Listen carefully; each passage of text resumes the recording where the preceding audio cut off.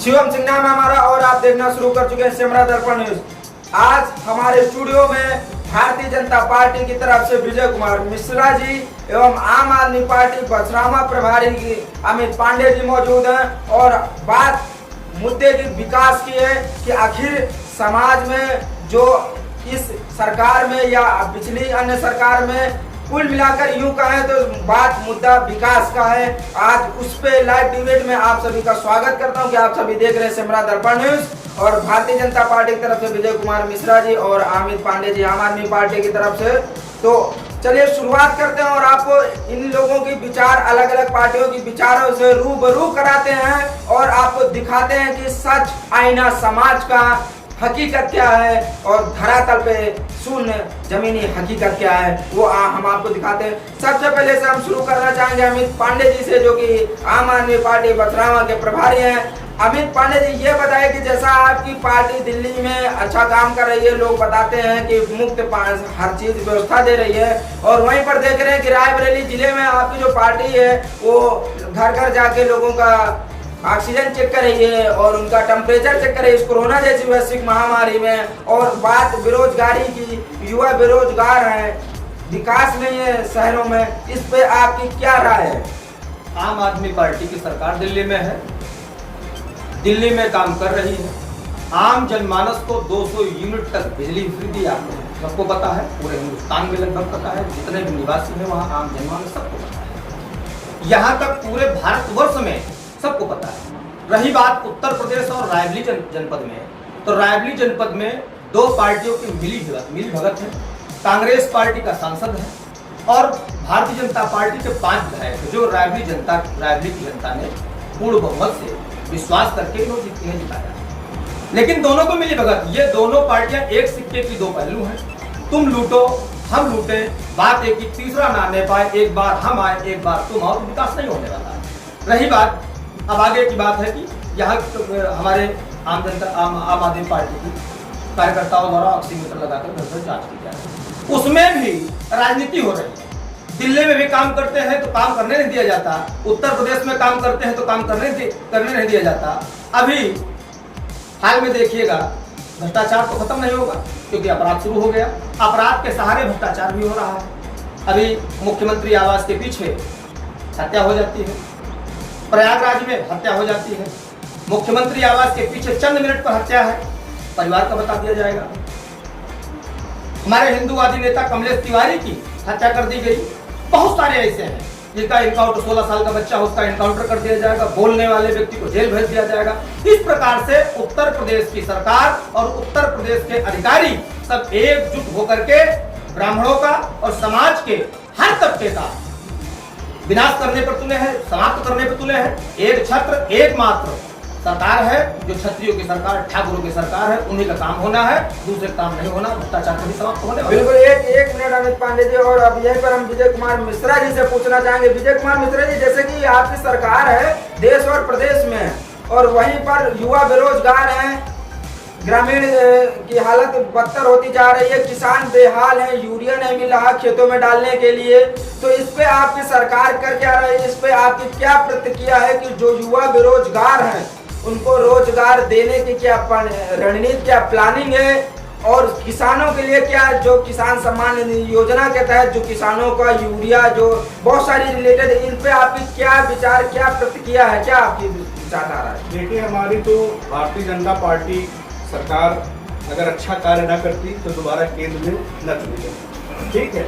अभी ये आम आदमी पार्टी जो आई है दिल्ली में, थोड़ा सा मेढक की तरह कुछ मुक्त करिए उछल रही है, ठीक है। हमारे उत्तर प्रदेश के कितने युवा पढ़ के वहाँ दिल्ली में जा करके अपना नौकरी कर रहे हैं और अपने परिवार का पालन कर रहे हैं, और वही दिल्ली की सरकार उत्तर प्रदेश के लोगों को, बिहार के लोगों को जबरदस्ती कोरोना टाइम में खेला जा रहा है, उनको हटाया जा रहा है। और ये भी कहा गया केजरीवाल की तरफ से सिर्फ दिल्ली के ही लोग यहाँ पर काम करेंगे।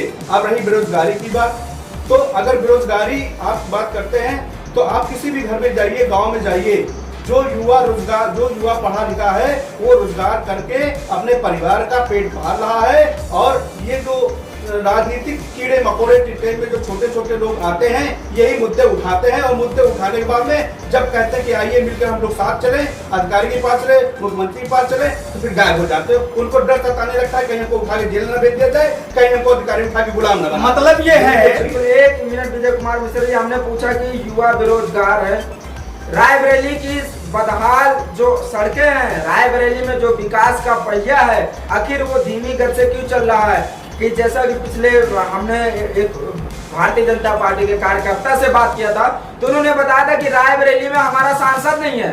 तो सांसद किसी का भी हो, अगर प्रदेश में और केंद्र में आपकी सरकार है तो आवाज तो उठानी चाहिए, विकास के लिए हो या किसानों के लिए हो या सड़कें हो, बेरोजगार हो। इस पे आपकी क्या राय अमित कुमार पांडे जी जो आम आदमी पार्टी से, इस पे आप क्या प्रतिक्रिया देना चाहेंगे विजय कुमार मिश्रा जी की तरफ? ये सत्य है कि विकास हुआ है उत्तर प्रदेश में, भारतीय जनता पार्टी ने बहुत बड़ा विकास किया है। विकास की सच्चाई ये है कि इन्होंने 2017 के चुनाव में राष्ट्रीय अध्यक्ष जी श्री अमित शाह जी थे, उन्होंने रैली के समय में कहा था कसाब से मुक्ति पाले। तो उत्तर प्रदेश की जनता ने कसाब का अर्थ इन्होंने निकाल करके बताया था। कसाब का अर्थ निकाला था कांग्रेस पार्टी, सा का मतलब निकाला था समाजवादी पार्टी, बा का अर्थ निकाला था बहुजन समाज पार्टी। उत्तर प्रदेश की जनता को गुमराह किया, अच्छी बात है, विकास के मुद्दे पर आना चाहिए, कसाब से मुक्ति पाना चाहिए। कसाब से मुक्ति पाकर के तो आपको 325 सीटों की बहुमत उत्तर प्रदेश सरकार बनने के लिए आम जनमानस ने दिया। परंतु उसके बाद जो ही सरकार बनती है, ये भारतीय जनता पार्टी की सरकार कह देती है सबका साथ सबका विकास। सबका साथ का मतलब, सा का मतलब समाजवादी पार्टी, बा का मतलब बहुजन समाज पार्टी, का का मतलब कांग्रेस पार्टी। समाजवादी पार्टी से आओ राज्यसभा चले जाओ, बहुजन समाज पार्टी से आओ कैबिनेट मंत्रालय में बैठ करके लूटना शुरू कर दो। उसके बाद कांग्रेस से आओ कैबिनेट मंत्रालय आपको दे दिया गया। ये तीनों दलों से आए हुए कसाब की रणनीति पर बताया गया। अमित शाह जी ने कहा, मैं नहीं कह रहा हूं, उन्होंने कहा कि कसाब से मुक्ति पाओ, लेकिन कसाब के वंशजों को सत्ता में बिठाओ और खूब लूटने का अवसर दो। ये भारतीय जनता पार्टी का काम है। विकास हुआ है, किसका हुआ? विपक्षी दलों से आयातित नेताओं का विकास हुआ है, आम जनमानस का सर्वनाश हुआ है। किसान बदहाल है, किसानों की फसल आज सांडों द्वारा चली जा रही है।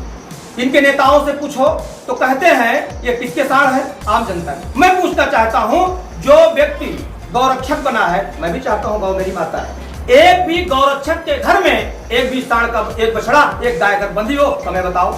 मैंने गांव की घूमने वाली गाय को बांध रखा है और उसके बछड़े को बांध रखा है। खेती 1 बीघे है, अगर वो 4 बच्चे होंगे तो मैं उसको खिलाऊंगा कहां से? सरकार जरा ये बता दे। हमको उसको खेदना पड़ेगा या तो बेचना पड़ेगा, इसके अलावा कोई हमारे पास रास्ता नहीं। किसान की फसल रात भर दिन भर काम करता है खेतों में और रात को खेत की रखाई करता है। गांव के किनारे एक भी चलिए, मैं आपको ले चलता हूं, आपको पता जमीनी हकीकत से, क्योंकि ये पर्दे की आड़ से सारे काम करते हैं, एसी में बैठ करके रणनीति बनाते हैं। गड्ढा मुक्त की बात कर दी जाए तो गड्ढा मुक्त में जो डिप्टी सीएम बने उत्तर प्रदेश गड्ढा मुक्त होगा। गड्ढा मुक्त नहीं हुआ, गड्ढा युक्त हुआ और कागज पर गड्ढा मुक्त हो गया।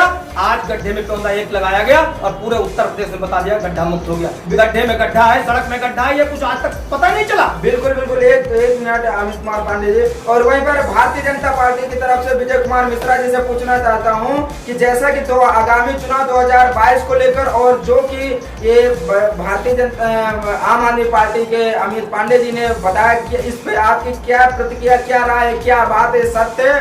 क्योंकि सड़कें एकदम बदहाल हैं और यही रायबरेली की सड़कें हालत के हैं, या क्राइम की बात करें तो कहीं ना कहीं बिल्कुल सत्यता पे। इस पे आपकी क्या प्रतिक्रिया, क्या राय है, क्या विचार आपने बताना? अब मैं पांडे जी को बताना चाहता हूं, दिल्ली में केजरीवाल की सरकार है, क्या वहां पे क्राइम इन्होंने रोक रखा है?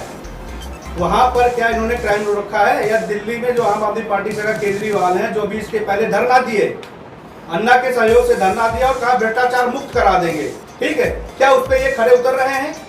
नहीं उतर रहे हैं। अब रही गड्ढे की बात, हमने फिर आपको बताया कि बरसात में ही गड्ढे होते हैं। इसके पहले 4 महीने उठा के पहले आप देखिए, कहीं की हिस्ट्री उठा के देखिए उत्तर प्रदेश की रोडों की, उसके पहले तो आप लोगों ने मुद्दा नहीं उठाया, उसके पहले आप लोग तो नहीं चिल्लाए। अब रही बरसात की बात, बरसात के सीजन में आए दिन ट्रक वगैरह साधन वगैरह जाते हैं, छोटे गड्ढे होते हैं, पानी पड़ता है, बड़े गड्ढे हो जाते हैं। अब बरसात खत्म होगी, रोडें बनेंगी, फिर से आप लोग कहेंगे कि नहीं सरकार अच्छी है। सरकार अच्छी नहीं होगी तो 2022 में फिर बीजेपी सरकार बनेगी। ये आम आदमी पार्टी पूरी ताकत लगा के बैठ जाए, विपक्षी पूरी ताकत लगा बैठ जाए, मैं डंके की चोट से कहता हूँ कि 2022 में माननीय योगी आदित्यनाथ फिर से आएंगे और गुंडों को और जात जो पंडितों की हत्या होती है, पंडित भी अपराधी होता है, ठाकुर भी अपराधी होता है, यादव भी अपराधी होते हैं। हमारी सरकार सारे अपराधियों को निष्ठा निभूत कर रही है। रायबरेली में सद्दन घोषी की जैसा अपराधी व्यक्ति 30 से ज्यादा उसके ऊपर मुकदमे है, 4 मकान उसके सीज कर दिए गए, 60 मुकदमे 60 से मुकदमे है और 4 मकान उसके सीज कर दिए गए। आप कैसी बात कर रहे हैं? कमलेश तिवारी जी, मैं इसमें कहना चाहता हूँ, कमलेश तिवारी जी की हत्या है, उनके हत्यारों को जमानत मिलती है, ना उनके घर सीज होते हैं, ना उनका इनकाउंटर किया जाता है।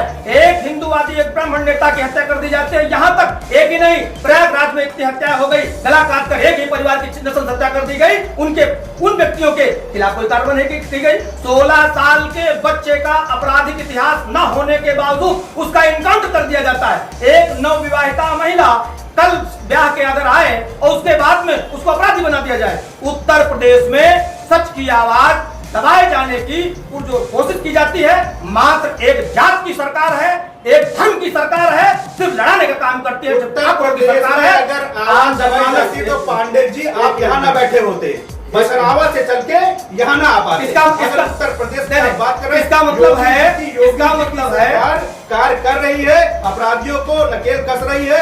16 साल का लड़का जो अपराधिक मुकदमे में मारा जाता है, उसके ऊपर कहीं न कहीं अपराध देने का संरक्षण होता है और उससे जुड़े होते हैं। इसलिए ऐसे लोगों को बिल्कुल मारना, सफाया करना जरूरी है, क्योंकि यही लोग आगे चल करके दरुआ बन जाते हैं, यही लोग आगे चल के दाऊद बन जाते हैं। 1000 से ज्यादा ब्राह्मणों की हत्या हो गई, 1000 से ज्यादा ब्राह्मणों की टिप्पणी करते हैं, और भी जातियां हैं उनको लेकर भी टिप्पणी करिए। विजय कुमार मिश्रा जी माफी चाहेंगे बीच में बोलने के लिए कि यहाँ बात विकास मुद्दे की, हम बात आपसे पूछ रहे हैं कि जो आज युवा बेरोजगार है उनकी रोजगार के लिए भारतीय जनता पार्टी की क्या रणनीति, क्या प्लानिंग, कितने सोलर प्लांट, कितने पावर प्लांट, क्या कहीं लगा रही है। आखिर 2014 से जैसे कि भाजपा की सरकार है और प्रति वर्ष लाखों बच्चे रोज पढ़ाई करके शिक्षा ग्रहण करके निकलते हैं रोजगार की तलाश में। इस पे सरकार की क्या प्रतिक्रिया है? क्योंकि जब उनको रोजगार मिलेगा वो अपना जीवन सुधारेंगे, तभी समाज और गांव, तभी आपका और हमारा, तभी सामाजिक विकास हो पाएगा। इस पे आपकी क्या विचार, इस पे आप अपना विचार व्यक्त करें। देखिए, केंद्र की सरकार कौशल विकास मिशन योजना, स्किल इंडिया योजना, ITI है और पॉलिटेक्निक करके जो भी बच्चे पढ़ते जाते हैं उनको कहीं ना कहीं उनको रखा जाता है। और नोएडा में सबसे ज्यादा फैक्ट्रियां हैं और सबसे आप देख लीजिए कि यही के बच्चे जाकर के नोएडा की फैक्ट्री में कौशल विकास मिशन करके के 15 से 16 हजार 18 जैसी उनकी योग्यता है, उस प्रकार से उनको रखा जाता है और अपनी भी जीविका चलाते हैं, साथ में परिवार की भी जीविका चलाते हैं। और रेल कोच में आप चले जाइए, ITI कर रखे हैं लड़के, NTPC चले जाइए, पॉलिटेक्निक कर रहे हैं लड़के, ठीक है, आप वहाँ जाते हैं। और रही बात जो पढ़े ही नहीं है उनको रोजगार के लिए अब कहाँ उनको बिल्कुल। एक मिनट विजय कुमार मिश्रा जी, जैसा कि आपकी सरकार ये जो निजी संस्थान है इनको प्राइवेट सेक्टर को दे रही है, प्राइवेट संस्थानों को दे रही है, तो इस पे क्या प्रतिक्रिया, इस पे क्या विकास होगा या युवाओं को रोजगार मिलेगा? जैसा कि आप बात कर रहे थे कि रेल को सारा जो निजीकरण है, जो गवर्नमेंट सेक्टर उसको प्राइवेट हाथों में देना, ये क्या बात सत्य है? इससे क्या युवाओं को रोजगार मिलेगा, देश का विकास होगा, GDP बढ़ेगी, या जो सामाजिक मुद्दे से लेकर किसानों का विकास होगा? इस पे आपकी क्या राय, इसकी आपकी सरकार की क्या प्लानिंग है, ये आपको मालूम होगा, इस पे आप क्या कहना चाहेंगे? हम इस पे ये कहना चाहेंगे कि जो व्यक्ति, एक अकेला व्यक्ति 60 से 70 हजार रुपए व्यक्ति पाता है, पाने के बाद में वो कार्य नहीं करता है, उसी 60 हजार रुपए में 3 व्यक्ति को हम रखेंगे तो व्यक्ति काम करता है। उदाहरण के तौर पर माँ बाप बता देते हैं कि प्राथमिक विद्यालय में शिक्षा मित्र 10,000 रुपए की नौकरी करता है और बच्चों को स्टैंडर्ड रूप से पढ़ाता है और उससे बच्चे संतुष्ट होता है और उसी जगह 60,000 व्यक्ति पाता है। इसी तरह के लोग आते हैं और आने के बाद में वो भ्रष्टाचार फैलाते हैं, इसलिए हमारी सरकार प्राइवेट सेक्टर को लागू करने जा रही है। बिल्कुल बिल्कुल, बहुत बहुत धन्यवाद आप सभी का, और आप सभी का बहुत बहुत स्वागत है कि आप लोगों ने इस शो को देखा। Live debate Bharatiya Janata party versus आम आदमी पार्टी, और फिर मिलेंगे इसी तरह के नए लाइव डिबेट के साथ और सभी लोगों को एक नई विचारधारा से रूबरू कराएंगे। तब तक के लिए देखते रहिए सेमरा दर्पण न्यूज।